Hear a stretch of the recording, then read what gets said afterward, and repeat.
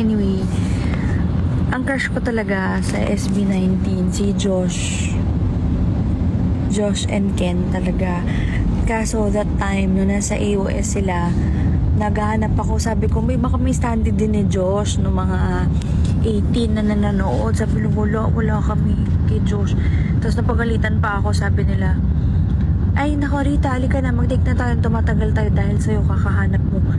Ayun, hindi na ako si Josh. Please paki-pass the message na lang sa mga sisiw dito, sa mga 18. Sabihin nyo naman please, pakisabi kay Josh, Colin, crush ko siya. Hindi na nga ako nakalapit sa kanya. 12:50. Anong oras na dyan sa Canada? Wala lang. Try ko lang mag-live for change. Tapos after nito, tatry ko din mag-live sa TikTok. Hindi ko pa na-try mag-live doon. Paano ba doon? I guess mas mahabang reach. Taray naman ito naka-live. Taray mo din. Hi Asha, happy birthday. Kailan na ako makakabisita sa resort nyo? Balita ko, daming food. Sana all. Sana nakarating sa akin. Charot. Sana may pa-seafood din ako.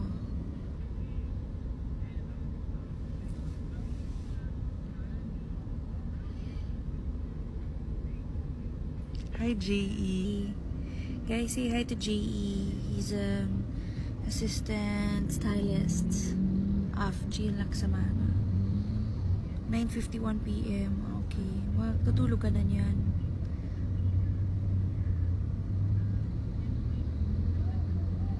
Si Inang.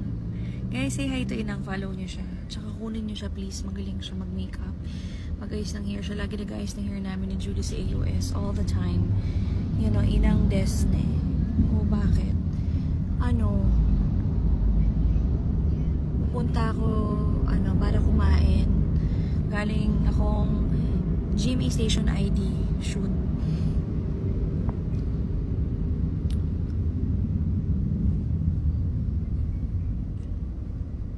Kailan ka po especially for you? Watching from Australia. Hi. Hindi ko pa alam. Sarah Joy.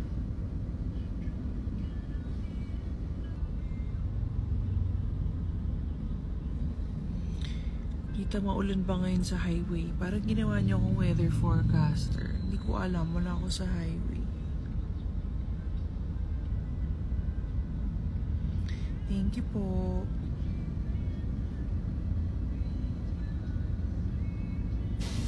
Sabi niya, wala na, buo na araw ko. So, kasalanan ko? Charot.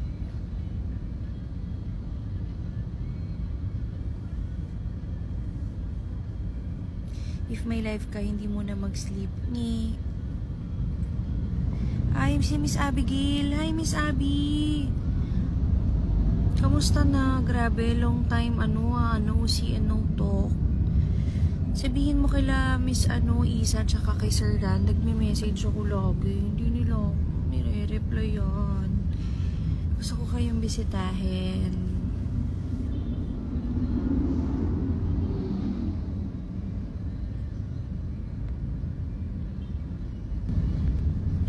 Hi mga taga-PSA Manila.